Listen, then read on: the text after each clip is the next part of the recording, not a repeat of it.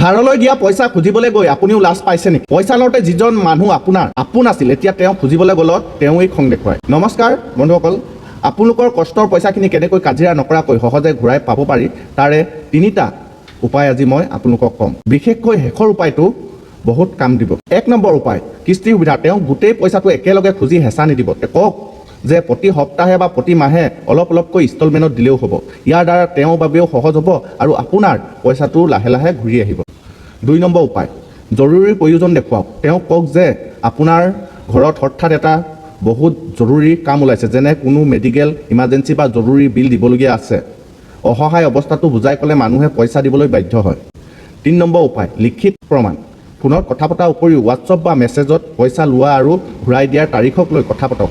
ইয়াৰ দ্বাৰা আপোনাৰ হাতত লিখিত ৰেকৰ্ড বা প্ৰমাণ থাকিব। আপোনাৰো কোনোবাই পইচা ঘূৰাই দিয়া নাই নেকি?